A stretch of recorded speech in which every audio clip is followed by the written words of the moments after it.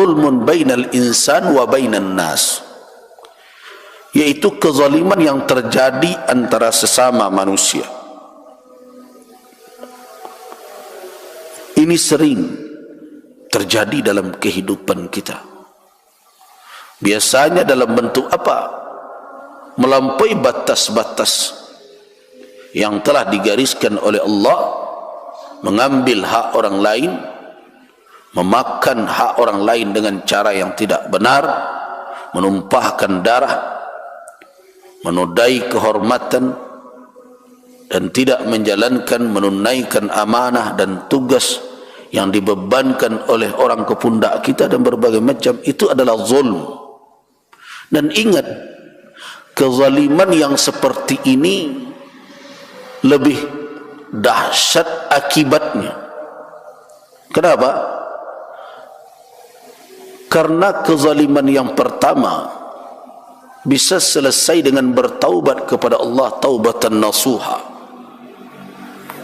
Jadi kalau orang yang musyrik bertaubat, dia tinggalkan kesyirikannya, Allah subhanahu wa ta'ala mengampuninya. Tapi kalau kezaliman itu terkait dengan hak sesama, walaupun berlinang air mata orang mengatakan, ya Allah, saya telah terlanjur terambil hak saudara saya sadar, saya mohon ampun kepada engkau. Selesaikah? Belum. Karena kezaliman seperti ini membutuhkan apa? Keridhaan dari orang yang dizalimi. Nah, ini bahayanya. Yoko lailai duit je nya. Kalau lama meninggal apa? Kemana minta maafnya leh? Tidak selesai dengan ceramah singkat ketika jenazah diturunkan dari rumah, kemudian dihimbaukan ke khalayak ramai yang hadir bertakziah, meminta agar diselesaikan. Kita yang masih hidup yang bisa menyelesaikan terkait dengan tanggungjawab si mayat, tanggungjawab harta dan berbagai macam. Biasanya kita katakan kalau ada utang amin nambah bungkah, utang kain nambah cabai, berbagai macam. Nah, tolonglah diminta kerelaan wak bersama supaya lapang saudara awak kau di alam barzah. Laikah dimaafkan lain, tapi kalau ada dan tidak, kami ahli waris siap insyaallah, kan begitu. Nah, ketika kita memberikan maaf bisa. Tetapi bagaimana dengan dia yang telah pergi? Apakah selesai diwakili oleh anak cucu? Tidak bisa. Itu tidak bisa diwakili. Yang turun kepada ahli waris adalah hak, tanggungjawab dan harta dalam bentuk apa?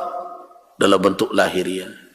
Sedangkan perasaan yang tersinggung, kehormatan yang dirusak, itu akan dibawanya. Nah, karena itu berhati-hati dengan kezaliman yang ini.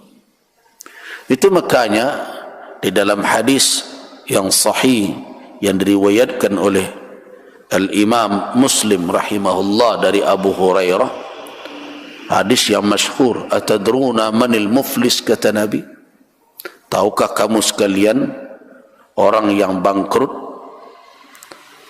Faqal, kata sahabat, innal muflisa min man la dirhamalah wala mata'.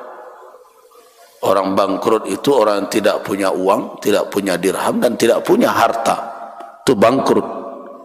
Kata Nabi, qala innal muflisa min ummati, orang yang bangkrut dari kalangan umatku adalah ya'ti yaumal qiyamati bi salatin wa siyamin wa zakatin, adalah orang yang datang di hari kiamat. Dia di hari kiamat, di hari manusia dibangkit, di saat itu diperhitungkan amal perbuatan. Dia membawa apa? Amalan berupa pahala salat, siam, pahala puasa, zakat, pahala zakat. Dalam riwayat lain, kal jibal, bagaikan gunung, begitu banyak pahala kebaikan.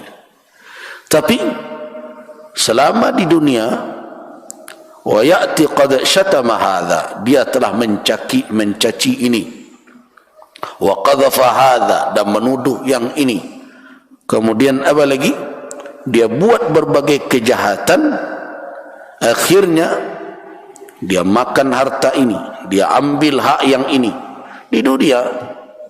Kalau bahasa orang awak, masak mata, tidak tentu halal haram, tidak selamat kehormatan orang dari mulutnya. Dia nodai kehormatan orang, dia ambil hak orang, dia sia-siakan amanah yang diberikan oleh orang. Banyak kezalimannya di dunia. Bahkan wasafaka daman hadha, pernah pula menumpahkan darah dan sebagainya. Wa daraba hadha, ini dipukulnya pula.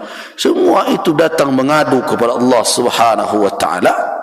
Waktu itu apa lagi yang akan dijadikan sebagai pembayar segala perbuatannya yang merugikan orang itu?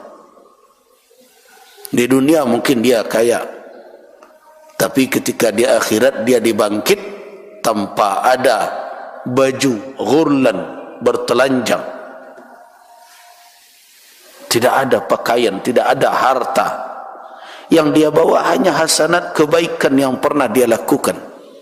Nah, bagaimana Allah Subhanahu wa taala menyelesaikan perkara itu? Akhirnya diambil oleh Allah, fayu'ta hadha min hasanatihi wa hadha min hasanatihi. Kebaikan yang dipikul, yang dibawanya tadi diambil, diserahkan kepada orang yang dizalimi, ke pembayinya. Ternyata karena banyak kezalimannya, habis kebaikan untuk membayar perbuatannya di dunia. Orang menuntut masih ada acaranya leh. Akhirnya Allah Subhanahu wa taala mengambil dosa orang yang dizaliminya dan ditimpakan ke pundaknya akwa, dan setelah itu dicampakkan ke dalam neraka.